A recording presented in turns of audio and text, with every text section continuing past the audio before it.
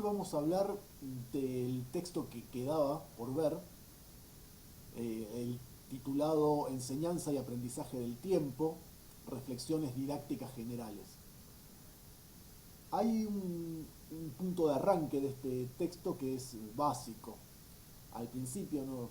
En la página 47, les habla de la necesidad de unir dos tipos de información, la epistemológica y la psicológica.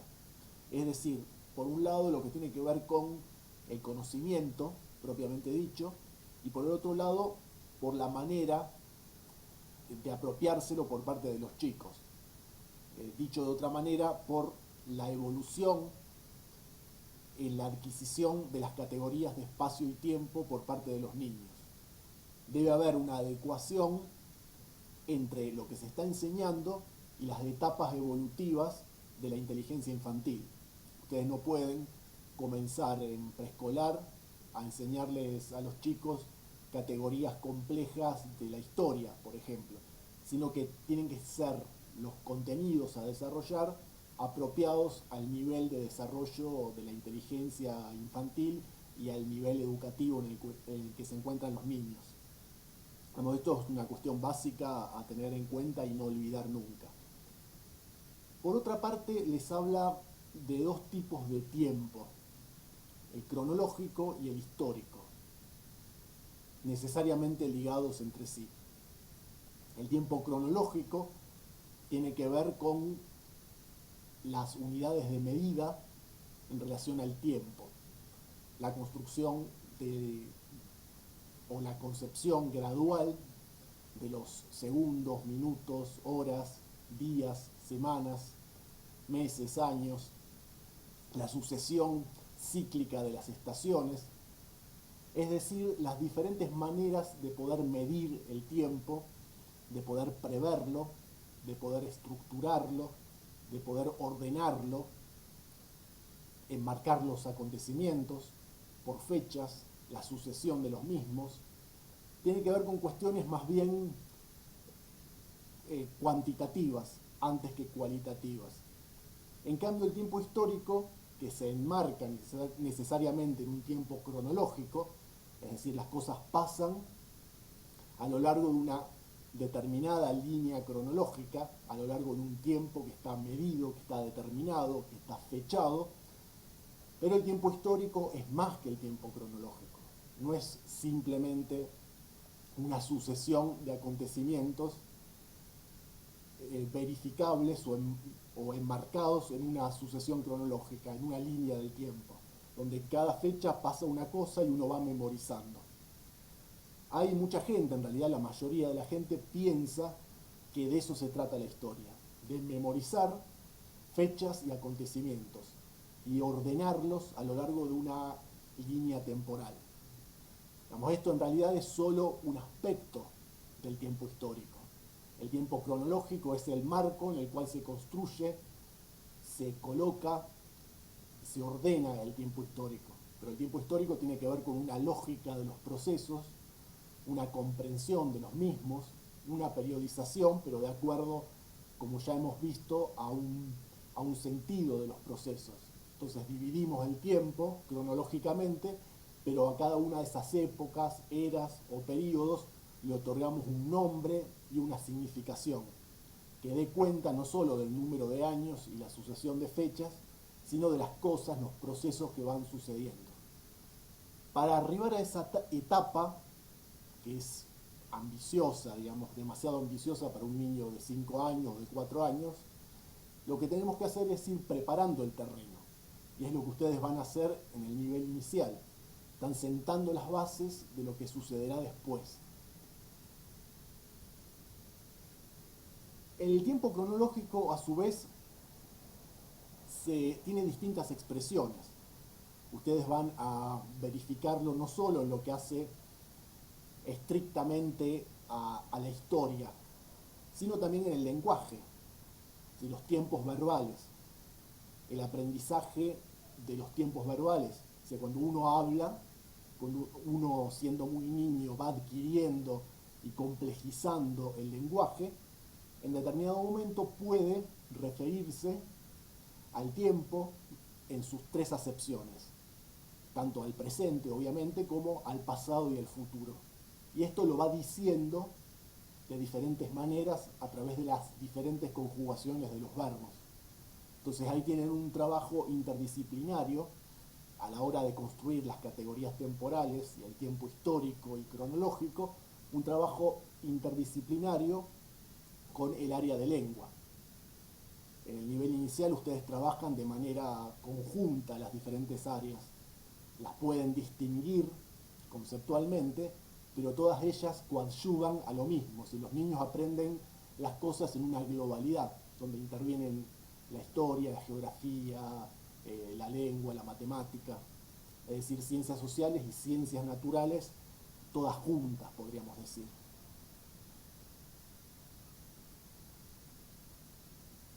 Hay algo que ustedes van a ir viendo en el texto que tiene que ver con las llamativas dificultades que tienen los chicos, niños y adolescentes en lo que hace a las competencias cronológicas y a las periodizaciones básicas de la historia. A tal punto que la mayoría de los chicos tienen efectivamente fuertes dificultades a la hora de intentar estudiar o abordar el aprendizaje o el estudio de la historia. Algunos llegan a decir, algunos especialistas, que hasta los 16 años es imposible estudiar plenamente, adecuadamente historia. Esto es que recién a los 16 años los chicos tendrían las categorías temporales y espaciales necesarias para poder entender ese pasado histórico tan remoto en el tiempo, tan complejo, y empezar a estudiarlo de verdad.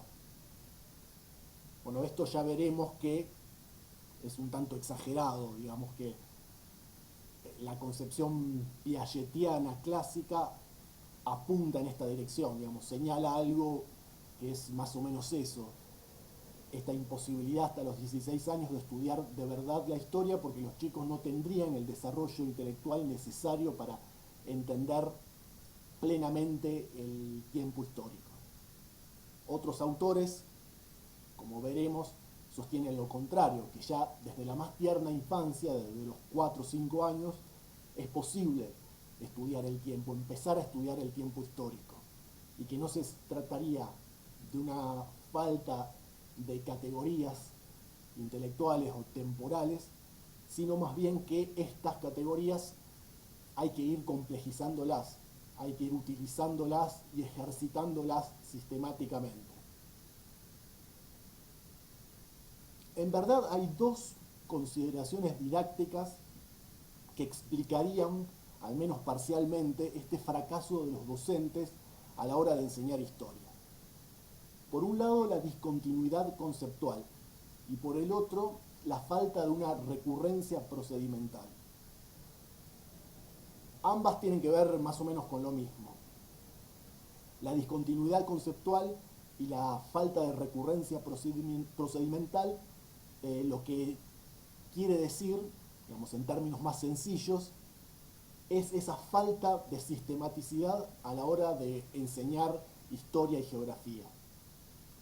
No se les da a estas asignaturas la importancia que se les debería dar. Entonces, muy rara vez tienen clases de ciencias sociales los chicos, no solo en el nivel inicial, sino incluso en el nivel primario, y no alcanza con dar una sola clase cada tanto, por bien que ésta se dé, sino que hay que sistemáticamente, al menos 2 o 3 veces por semana, trabajar una y otra vez las categorías temporales, a riesgo incluso de parecer insistente o exagerado. Una y otra vez hay que trabajarlas, estas categorías, que tienen que ver con la periodización, con la construcción del pasado histórico, ayudados los docentes de diferentes actividades adecuadas al nivel.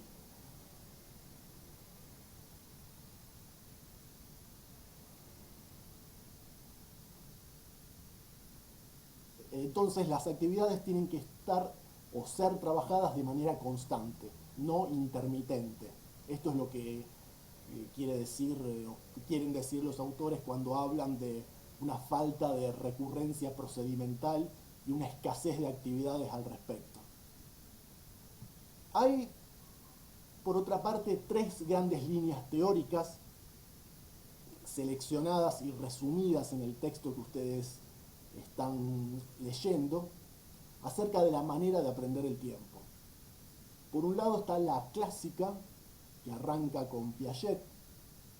En segundo lugar, algunas investigaciones relativamente recientes que tuvieron lugar en Italia, con un tal Antonio Calvani.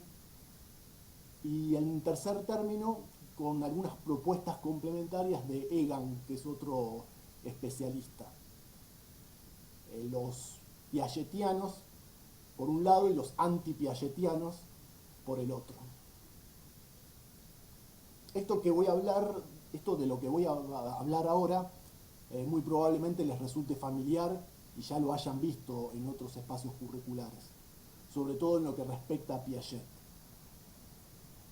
Piaget entonces habla, en lo que hace a la aprehensión del espacio y del tiempo, de tres etapas básicas en lo que hace al desarrollo infantil. El tiempo vivido, que va desde los 0 a los 2 años, el tiempo percibido, de los 2 a los 12, y el tiempo concebido a partir de los 12 años. El tiempo vivido es cuando nacemos y somos bebés, está anclado en las experiencias puramente personales, en un egocentrismo acendrado, ¿sí? A nivel biológico y a nivel psicológico, el niño percibe una confusión indiferenciada, que parte de sí mismo. Es decir, lo que él siente o lo que ella siente es que es prácticamente o virtualmente el centro del universo, todo se remite a él o a ella, a su cuerpo, a sus sensaciones, a sus emociones. El mundo está girando en torno al bebé, de alguna manera.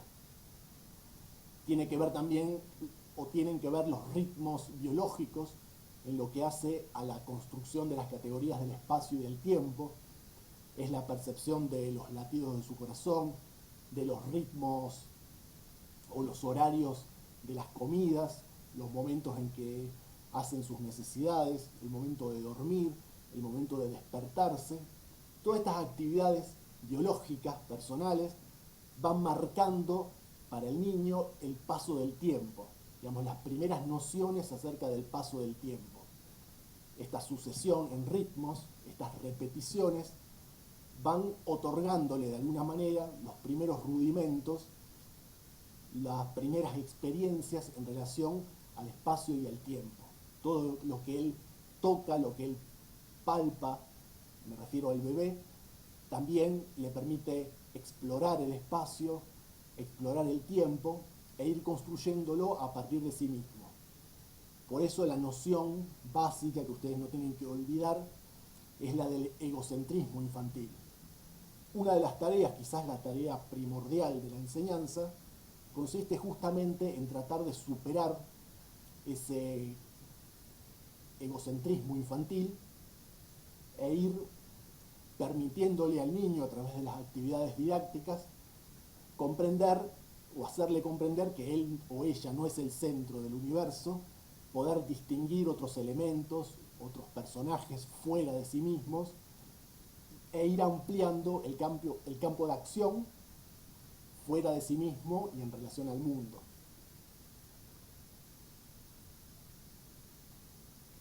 Seguidamente tenemos el tiempo percibido, de los 2 a los 12 años. La ampliación de la percepción espacio-temporal se va produciendo a lo largo del nivel inicial y de la escolaridad primaria. Ya el niño sale de sí mismo y tiene sus propias experiencias, mira el mundo, lo percibe, lo entiende. Es la etapa de lo concreto. Todavía no estamos en la etapa subsiguiente, obvio, que es la tercera, a partir de los 12, la del tiempo o del espacio concebidos, que es el momento de la abstracción, del lenguaje y del pensamiento matemático.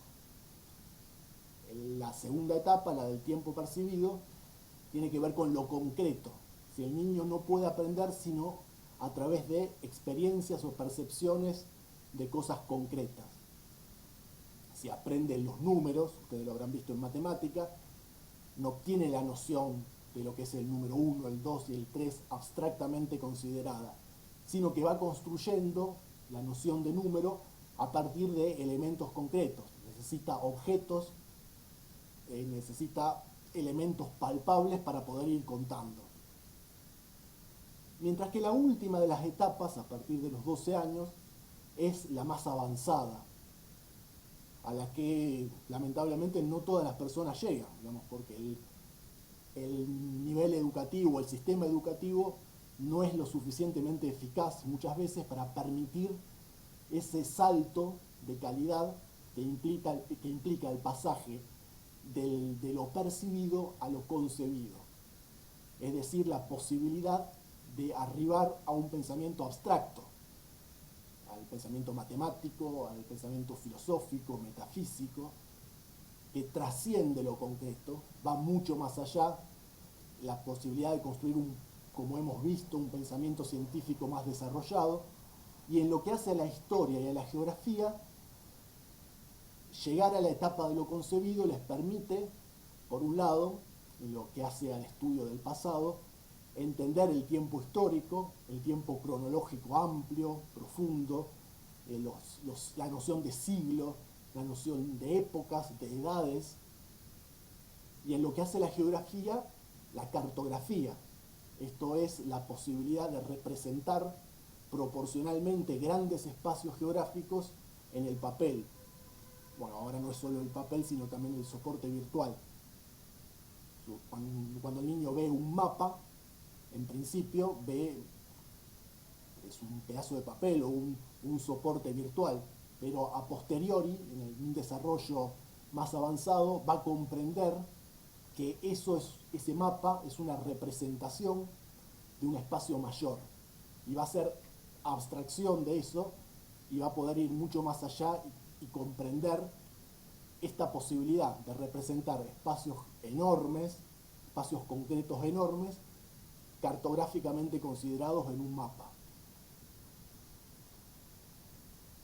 La educación entonces debe ayudar didácticamente a que esta evolución en 3 etapas, hasta llegar a la tercera y última, la más avanzada, se produzca.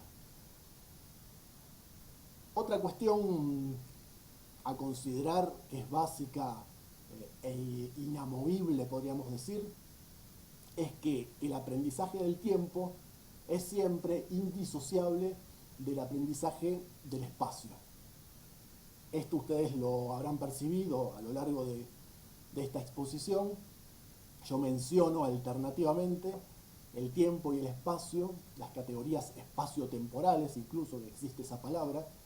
Me refiero a la historia y a la geografía, y no puedo referirme a la una sin referirme a la otra. Si van de la mano, espacio y tiempo, uno los puede diferenciar analíticamente, abstractamente, intelectualmente, pero en lo concreto del aprendizaje van siempre de la mano, están siempre juntas. No se puede entender un proceso histórico sin que se halle enmarcado en un escenario, en un espacio determinado geográfico. Y a su vez no se puede estudiar la geografía, el espacio físico, el paisaje, la naturaleza, sin comprender su evolución a lo largo del tiempo y sobre todo el efecto de la acción humana sobre ese espacio geográfico. La historia, la evolución de esa influencia, ese accionar humano histórico en un marco geográfico determinado. Por eso digo, una vez más, que espacio y tiempo van siempre juntos. No pueden entenderse de manera completamente separada. Aquí les brinda algunos ejemplos acerca de cómo se puede trabajar la construcción de las categorías temporales en el niño. Algunas ya las he mencionado, como puede ser el tema de las estaciones, la enseñanza de las estaciones, la sucesión cíclica, ¿sí? Esto de que el tiempo va cambiando y va modificándose a lo largo de las estaciones y las peculiaridades que tienen cada una de ellas. Bueno, y después, en lo que hace a esta indisoluble asociación entre el espacio y el tiempo, también podemos decir que el tiempo se representa de manera material y espacial. Entonces, un ejemplo típico, que no es para trabajar en el nivel inicial, pero sí en el primario, es la representación del tiempo en líneas temporales. Ustedes en un papel o en un soporte digital o en el pizarrón o en una lámina pueden dibujar en un soporte material espacial la línea temporal. Entonces, algo que es abstracto se representa en un espacio tangible determinado. También tienen el reloj de arena, que es el primer cronómetro, entre comillas, que inventaron los humanos para poder medir e indicar el paso del tiempo. Ahí tienen un objeto determinado, palpable, concreto, donde esa noción que es tan abstracta del paso del tiempo la podemos ver materializada. Y los niños pueden entender o empezar a entender qué significa el paso del tiempo de manera concreta, visible, e incluso palparlo. O las manecillas del cronómetro, del reloj. Bueno, después también está la música, los ritmos. Cuando los niños ya tienen determinada edad, a los 3, 4 años, pueden usar las palmas para marcar un ritmo determinado. Esta percepción del tiempo que se va repitiendo de manera alternada, de manera regular, es una de las primeras aproximaciones didácticas al tiempo, al paso del tiempo. Si la música y el tiempo están, justamente los tiempos musicales, están íntimamente imbricadas. Según Piaget, la didáctica de las categorías espaciotemporales tendría que ordenar las actividades en 3 pasos. Por un lado, la identificación personal de una experiencia determinada, luego la descentración y finalmente la extensión del concepto. Es decir, partiendo de sí mismo, del niño y de sus primeras experiencias personales, lo que se hace en un segundo momento es descentrar, o sea que el chico pueda diferenciarse del resto del mundo, es decir, comprender que él no es el centro del universo, que hay otros elementos, otras personas. Entonces va ese egocentrismo infantil superándose, y en el tercer estadio es la extensión del concepto, es decir, que este concepto espacio-temporal se va ampliando. Entonces yo puedo empezar a trabajar el paso del tiempo, la medición del tiempo a través de un reloj de arena o de un reloj cronómetro moderno, y voy avanzando en la extensión de ese concepto y comprendiendo que no solo se pueden medir los segundos, los minutos, las horas, sino que también se pueden medir periodos más largos de semanas, meses, años, siglos, y no solo en un marco local acotado, en un espacio geográfico pequeño, sino en el planeta entero, de alguna manera. Entonces ahí tienen una extensión del concepto y una gradual complejización del mismo. Piaget atribuye buena parte de las dificultades de aprendizaje de los niños justamente a este tema tan complicado del egocentrismo, que nunca se termina de superar del todo. Incluso entre los adultos, el egocentrismo juega un rol determinante y harto negativo. Otros autores, en cambio, desestiman y relativizan esta aserción piagetiana. En definitiva, lo que dicen otros autores que no son piagetianos es que estas concepciones clásicas de Piaget, si bien son a grandes rasgos acertadas, no se las debe absolutizar.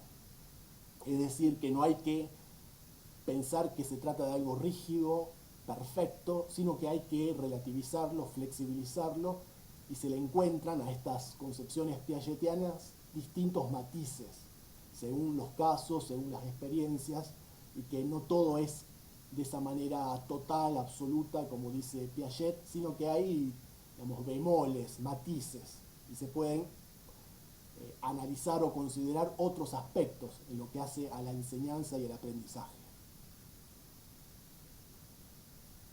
En los años 80, en Italia, y sobre todo en lo que hace a un especialista, el más destacado digamos, de este grupo de investigadores italianos abocados al estudio del aprendizaje del tiempo y de la historia, Antonio Calvani es el más destacado a partir de los años 80 en Italia.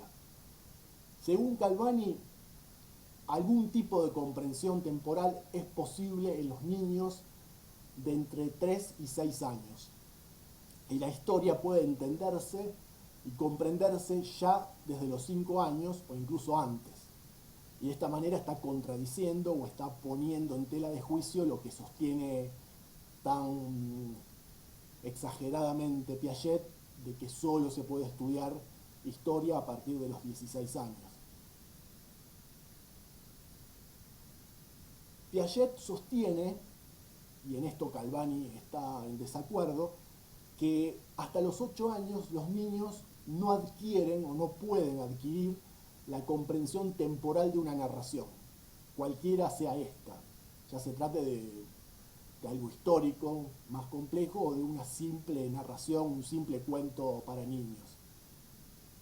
Habría entonces, según Piaget, una incapacidad natural, entre comillas, lo ponen en el texto, para volcar los acontecimientos de un relato en orden. Hasta los 8 años los niños no podrían hacerlo. Esto se explicaría, según Piaget, por la evolución natural del pensamiento infantil y sus estadios de desarrollo que ya hemos citado. Investigaciones posteriores, entre ellas la de Calvani, muestran la insuficiencia de esta afirmación e incluso la contradicen. Hay un autor, Anne Brown, que demuestra que los niños de 5 años, según experiencias que se han realizado, son capaces de ordenar los acontecimientos de un relato de manera muy similar a los chicos de 8, siempre y cuando se valgan de imágenes. Dicho en otras palabras, los chicos de 8 años ya saben leer y escribir, entonces pueden tener las secuencias, pueden manejar las secuencias de una narración, las frases escritas que resumen los momentos de un cuento determinado o una historia, y las pueden ordenar. Si uno les repite oralmente a los niños de 5 años estos momentos, les resulta complicado poder ordenarlos.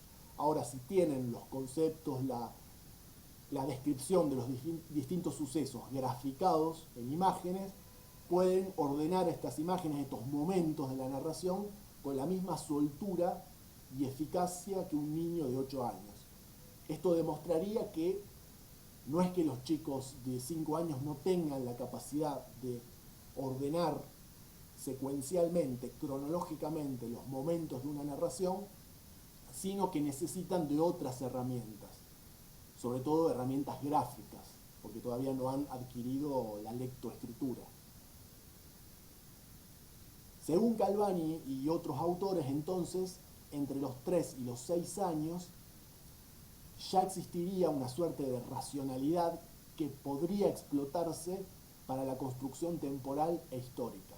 Una capacidad, por otra parte, que es innata. Naceríamos ya con esa capacidad.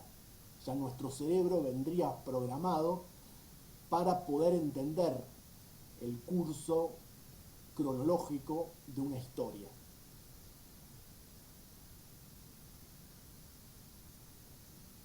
De ahí la importancia que adopta o deba adoptar el relato que se le presenta a los niños pequeños.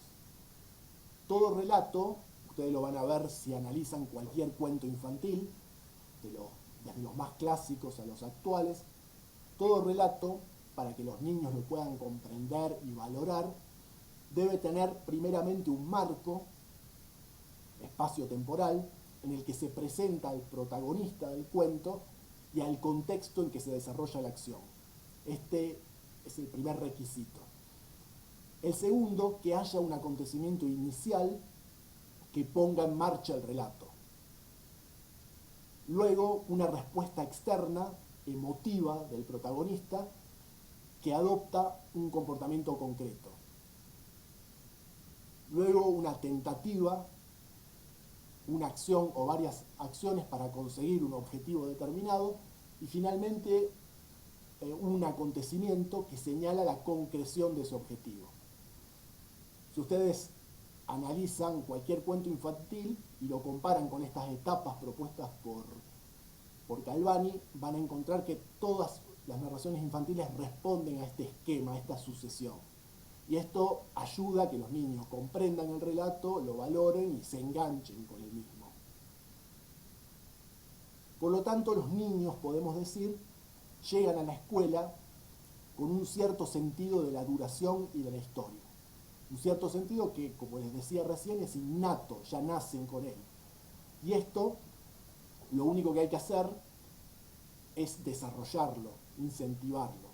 Pero no es que se adquiere a posteriori, ya venimos con esa capacidad desde muy niños, y lo que hay que hacer didácticamente es desarrollar esa capacidad e ir complejizándola, sofisticándola cada vez más.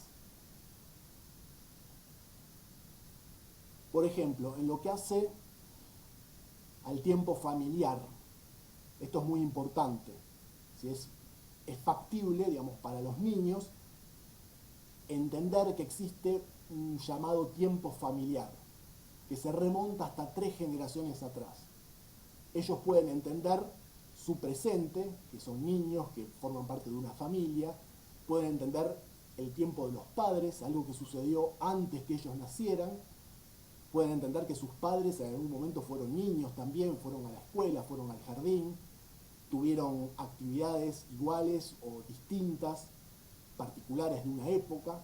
También pueden entender que los abuelos vivieron un tiempo anterior al de sus nietos y anterior al de sus propios hijos, es decir, los padres de los niños en cuestión. La comprensión no llega, en este caso, más allá de la 4ª generación. Sin embargo, existe algo muy interesante que es algo así como un tiempo, o la noción de un tiempo que Calvani le llama un tiempo primordial. Lo que los historiadores denominarían en muchos casos la prehistoria, el tiempo más lejano, cuando vivíamos en cavernas, cazábamos, pescábamos, cuando la humanidad estaba en sus albores. Esa noción que está incentivada por las películas, los dibujos animados, y que se encuentra un tanto desordenada, es decir, hay una noción clara de que había ciertos elementos, ciertos objetos, ciertos animales, hace mucho, mucho tiempo atrás, como los dinosaurios, por ejemplo, los famosos dinosaurios que los niños valoran tanto, y que ese tiempo es un tiempo muy lejano, muy remoto, muy anterior al tiempo de los niños desde ya, pero también de los padres y de los abuelos, y donde se mezclan las cosas. ¿Sí? Los dinosaurios pueden convivir con las personas, por caso. Esta noción, que es algo así como una serie de compartimentos temporales, contenedores temporales, le llaman algunos autores, que se van sucediendo a lo largo del tiempo hasta llegar a la actualidad. El primer gran contenedor temporal es el de este tiempo primordial, el de la prehistoria, el de los primeros hombres y las primeras mujeres. Ya en el primer ciclo se podría empezar a trabajar con ambos extremos. Por un lado, la memoria familiar, y por un lado, esta prehistoria o tiempo primordial.